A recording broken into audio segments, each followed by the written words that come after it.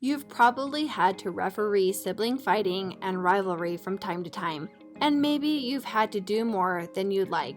Sibling rivalry is a fact of life, and it can be hard to deal with if you let the children sort out their disputes themselves. A harmonious home starts with the siblings. When you have peace in your personal space, it's easier to provide harmony for others too. But when one brother or sister has issues trying to get along with another, it can be challenging. That's why parents need guidance on how best to handle these disputes before they become bigger problems down the road. And that is what I'm going to share with you in this video. I am going to share with you how you can turn sibling rivalry into sibling friendship. And make sure you watch this entire video so that you don't miss anything. Also, make sure to hit that subscribe button. Now, let's get into the video.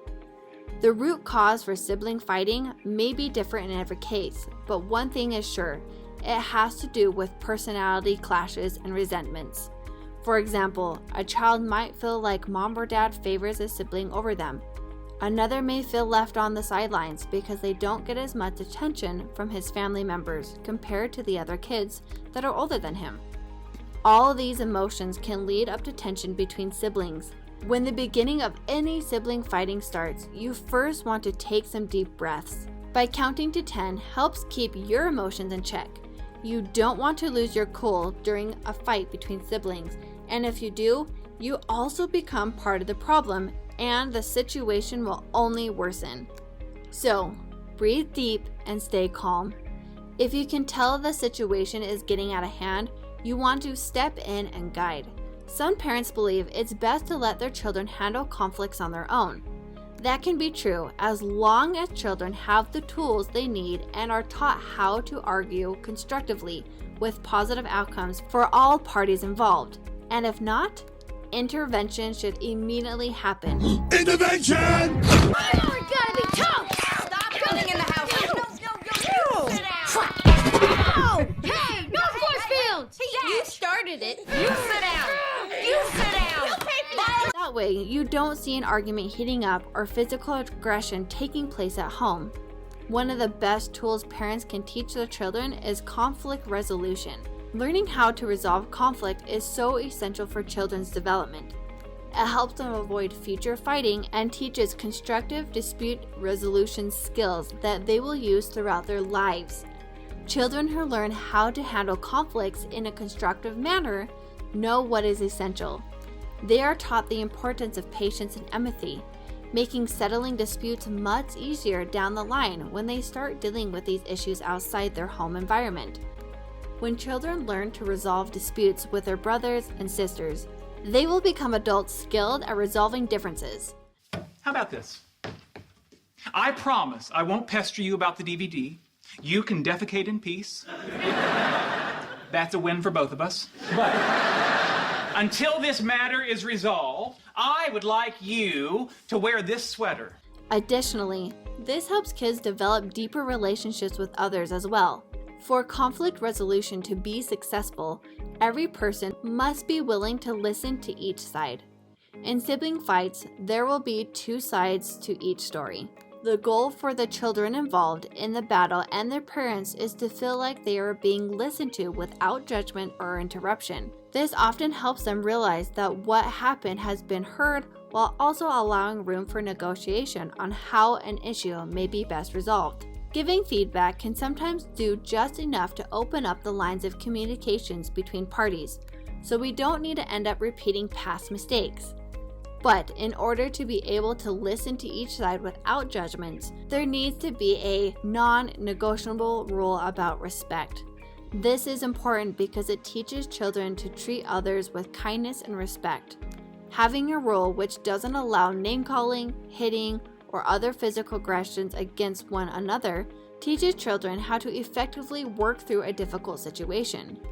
Be sure they listen carefully before speaking up so that you can give them credits for their opinions too, even if it ends up disagreeing on certain things.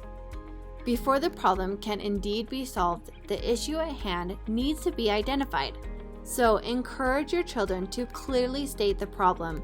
Your child should focus on what they are upset about rather than how their sibling is acting. For instance, if your child feels that they get no say in choosing the games, then your child should state this problem by saying something like, "I want to choose the game sometimes," rather than, "You never let me choose, you're not being fair." By being specific regarding an issue, the need for both parties to have equal representation, problems can become more easily solved instead of getting caught up in the fight between each other because some sort of dialogue has been created regarding the issue. Watch how Bluey and Bingo state the problem between them. I'm sorry, Bingo. I didn't mean to run away from you. Judo made me do it.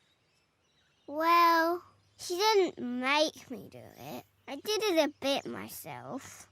I'll never do it again, Bingo.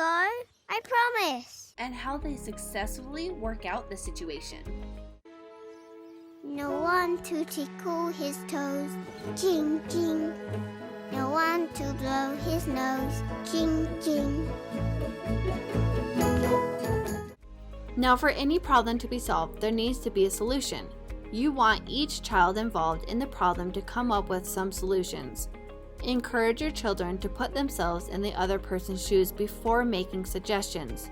They may be able to come up with a fair solution for both sides that will work best. It is important to write down all the answers, even if you know they will not work as a parent. It's up to your children to learn which solutions work and which ones don't. Encourage your children to name possible solutions and then write them down. Once all solutions have been written down, next, encourage your children to pick a solution and give it a try. If it doesn't work, they can continue down the list to find answers that fix the problem. Now, whether you want to have your children get along better, get your children to listen, raise responsible children, or become the parent you have always wanted to be, there's a lot more to parenting than what we have covered in this video. You have to know how to look beneath your children's behaviors, remain calm during triggering situations, and how to be a coach for your children so that they will learn to develop the skills to do things on their own. If you would like my step-by-step help, you may want to sign up for my Parenting Without Drama email list. It's the fastest way to become the parent you want to be. And if you haven't already, make sure to hit that subscribe button so you won't miss any future videos. Thanks so much for watching, and I'll see you in the next video.